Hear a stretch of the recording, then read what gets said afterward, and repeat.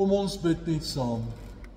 Hemelvader, ons buig voor U in aanbidding en die erkenning dat U die Here is. In hierdie oomblikke, Here, wil ons kom stil word voor U. Kom stil wees, sodat ons deur die woord U Gees kan hoor en kan weet dat U met ons besig is. Bring aan ons U woord as getuienis en maak van ons getuies van U woord. Ons is hier, Here, vir U, omdat U met ons 'n baie spesifieke afspraak het. En ons bid U seën oor ons in die naam van Jesus ons Here. Amen. Blaai saam met my na Handelinge 1 toe. Handelinge 1, ons gaan die eerste 11 verse daarvan lees. Die opskrif van hierdie boek is die Handelinge van die Apostels.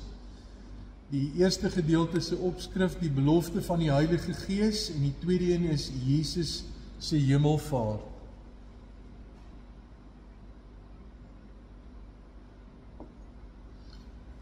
Vers 1. My eerste boek, Theophilus, het ek geskrywe oor alles wat Jesus gedoen en geleer het, van die begin af tot op die dag van sy hemelvaart. Voordat hy in die hemel opgeneem is, het hy God deur die Heilige Gees bevele gegee aan manne wat hy as apostels uitgekies het.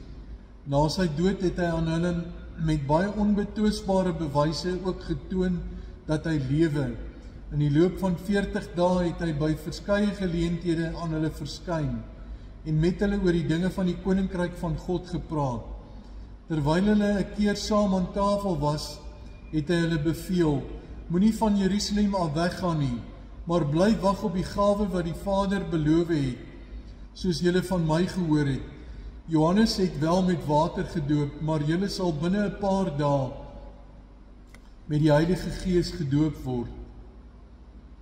Toe hulle 'n keer weer by mekaar was, het hulle vir Jesus gevra: Here, is dit nou die tyd dat U weer die koninkryk van Israel gaan oprig?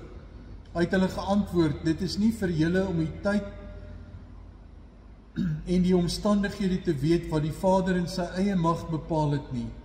Maar julle sal krag ontvang wanneer die Heilige Gees oor julle kom. En julle sal my getuies wees in Jerusalem sowel as in die hele Judea en in Samaria en tot in die uithoeke van die wêreld. Nadat hy dit gesê het, is hy opgeneem terwyl hulle dit sien, en 'n wolk het hom weggeneem, sodat hulle hom nie langer kon sien nie. Terwyl hy weggaan en hulle nog stip na die hemel kyk, het daar skielik 2 mans in wit klere by hulle gestaan. Die sê toe vir hulle: Galileërs, waarom staan julle so na die hemel en kyk?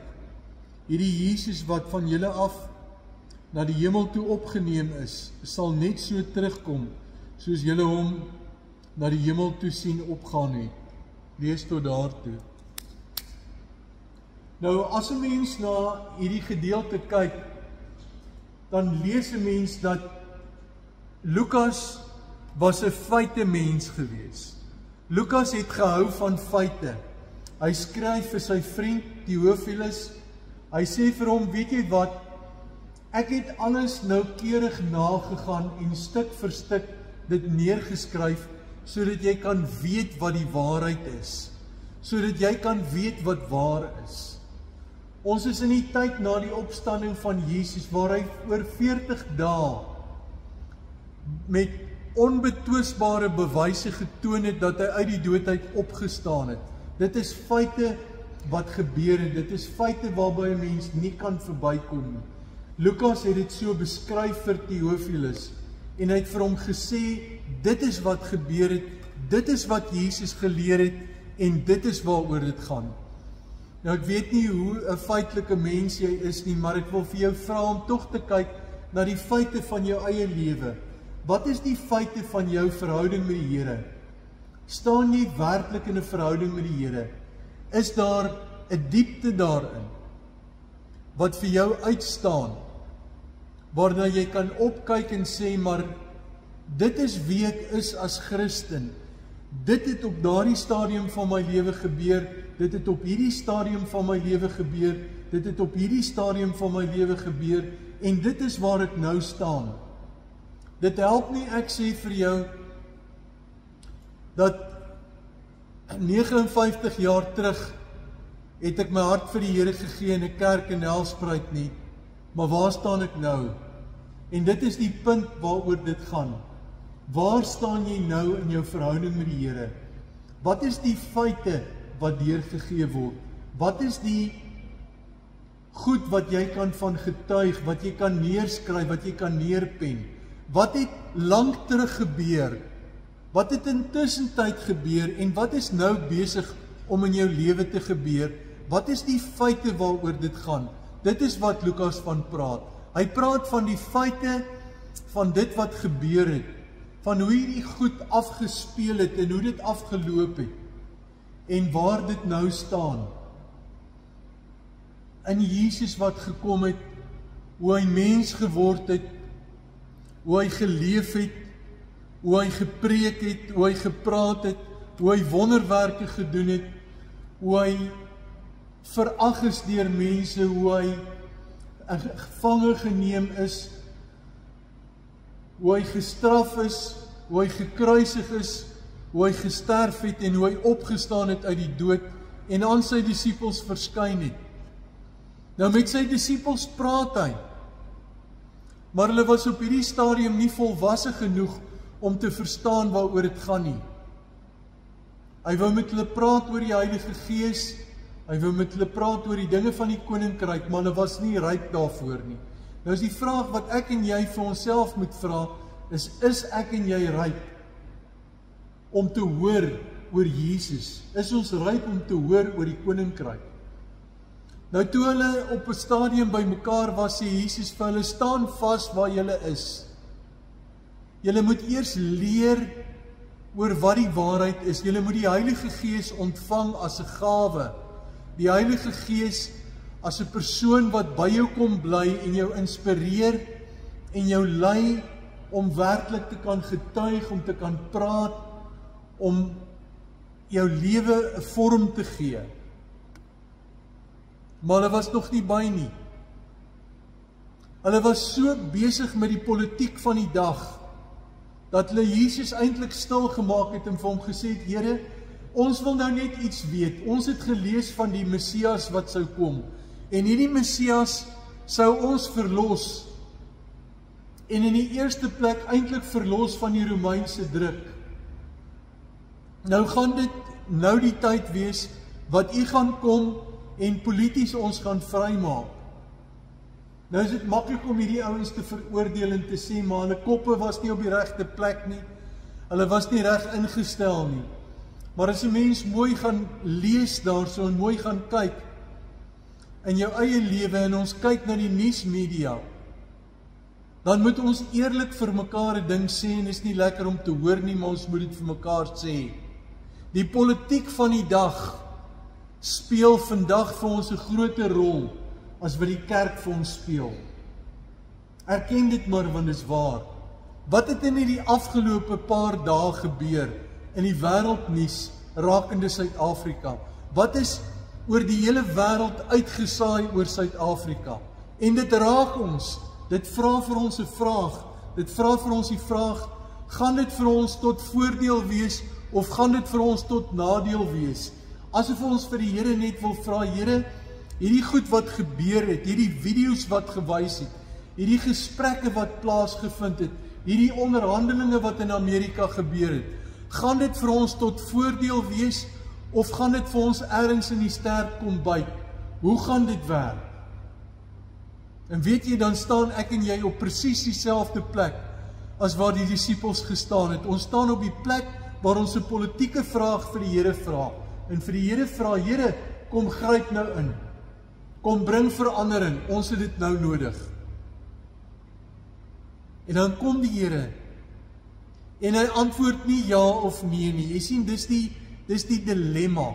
As ek 'n vraag vir iemand vra en is 'n kritiese vraag, dan moet hy asseblief nie ontwykend antwoord nie. Hy moet vir my sê, ja, dit is so, of nee, dit gaan nie gebeur nie.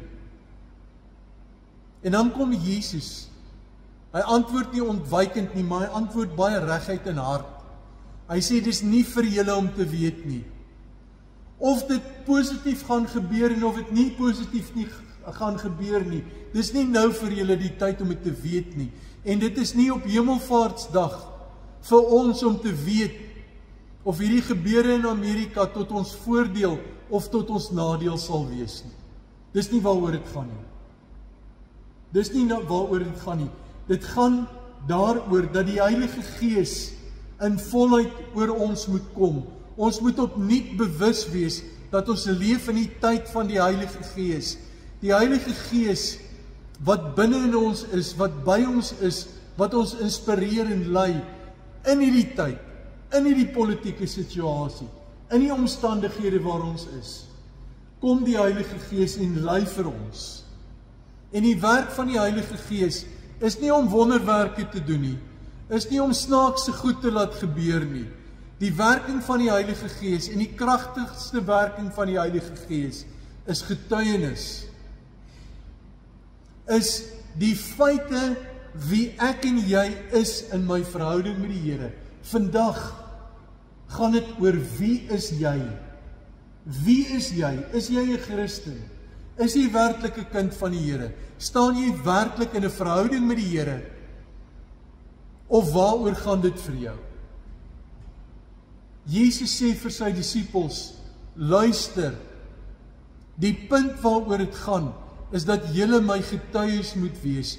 Julle moet lewe uit die geskiedenis wat in jou lewe opgebou is. Elkeen van ons het 'n geskiedenis wat opgebou is in ons lewe. 'n Geskiedenis in ons verhouding met die Here. En elke dag kan jy iets daarvan sê, ja, ek het gebid, nee, ek het nie gebid nie. Ja, ek het Bybel gelees, nee, ek het nie Bybel gelees nie. Ja, ek het dit ernstig opgevat en dit het my lewe regtig geraak, of weet jy, dit het by my verbygegaan en ek het nie eens agtergekom dat dit die Here is wat met my praat nie. Ja, ek het in 'n situasie ingeloop en ek het agtergekom dat dit God is wat hier met my besig is, dat dit God is wat met my werk, dat dit God is wat in my lewe aan die gang is en my lewe besig is om te vorm. Dis my getuienis, dis jou getuienis. Ja, dis wat ek sê ook vir mense, maar dit is wie ek is. Wie ek is. Wie ek is, my mond verduidelik net wat reeds deur my lewe wys. En daarom wil ek weer vra, wat wys my lewe? Hemelvaartsdag is om te onthou dat die Heilige Gees kom en hy kom my inspireer om te wees, om 'n kind van God te wees, om te lewe as 'n kind van God, sodat mense dit kan sien, dat hulle dit erken en dat hulle in elke situasie waarin ek beweeg kan sê, daardie is werklik 'n Christen. Dis hoe 'n Christen leef. Dit is die belangrikheid van vandag. Die belangrikheid van die nuusgebeure van vandag is ek 'n Christen en wys dit. Wys dit, praat ek daaroor. Het ek met iemand vandag gepraat oor sy verhouding met die Here? Het ek vandag met die mense wat die naaste aan my is, hulle bymekaar gemaak en vir hulle gesê, kom ons bid saam. Kom ons bid saam dat die Here ons 'n vrede gee. Maak nie saak wat die politiek van die omstandighede is nie, wat die tyd is wat afloop nie, maak nie saak wat aan die gebeur is nie. Het ek tyd gemaak vir die Here, het ek tyd gemaak vir hom. Want dan gebeur iets met hierdie disippels. Terwyl hulle so in verstomming na Jesus luister, hy het nie vir hulle gesê wat hulle wou gehoor het nie. En miskien hoor jy nie vanaand wat jy wou gehoor het nie. Maar Jesus praat met hulle en hy sê vir hulle, dit is die woorde wat na julle toe kom vandag. En hulle staan in verstomming voor hom en hulle dink by hulle self, maar Here, dis nie die vraag wat ons gevra het nie. Dis nie die antwoord wat ons wil hê nie. En die volgende oomblik is Jesus weg. En hulle besef dis sy laaste woorde wat hy vir hulle gesê het. Dis die laaste woorde van Jesus aan die mense in sy fisiese vorm op aarde. Nou, as jy die laaste keer in jou lewe met iemand praat, daai woorde gaan jy in jou lewe nooit vergeet nie. Kan jy dink hoeveel dit vir die disippels beteken het? Daardie laaste woorde van Jesus, en sy laaste woorde is, julle sal my getuies wees. Luister mooi wat daar staan. Nie julle moet hard probeer om my getuies te wees nie, julle sal my getuies wees. Wie ek is in die Here, gaan wys. Dis die woorde van die Hemelvader. Jesus is nie fisies by ons nie, die Heilige Gees is by ons. En hy lei ons en begelei ons om getuies te wees vir hom. Elke stukkie van jou lewe. Hulle sê dat voor jy doodgaan, speel jou lewe soos 'n videobeeld voor jou af. Of as jy in 'n ongeluk kom of in 'n moeilike situasie is, dan speel dit voor jou af. Nou is my vraag vanaand vir jou, is wat is die beeld wat voor jou afspeel vanaand? Wat is die video wat jy sien as jy na jou eie lewe kyk? Is dit vir jou reg? Is jy tevrede daarmee? Of moet jy by 'n punt kom vanaand wat jy vir die Here sê, Here, wag, ek is nie reg nie. Heilige Gees, kom en vervul my opnuut. Verander my lewe en skryf elke dag van my soos 'n joernaal-inskrywing, soos 'n dagboek-inskrywing, soos 'n Facebook-plasing, soos 'n WhatsApp-boodskap wat iets sê van my verhouding met U, elke oomblik, elke dag, elke deel van my lewe. Want wat gebeur is dat Jesus opvaar na die hemel toe en hy sê, nou los ek julle met die Heilige Gees. Nou los ek julle as getuies van my. Ek gaan nie meer met die mense praat nie, julle gaan met hulle praat. En dan hoeveel keer sê ons vir mekaar, weet jy, as iemand net met die ou wil praat, as iemand tog net asseblief tot hierdie ou kan deurdring, dan sê die Here, ja, daar is iemand wat tot hom gaan deurdring, dis jy. Jy is die ou wat tot hom gaan deurdring, want hy kyk na jou en hy sien jou en hy ken jou.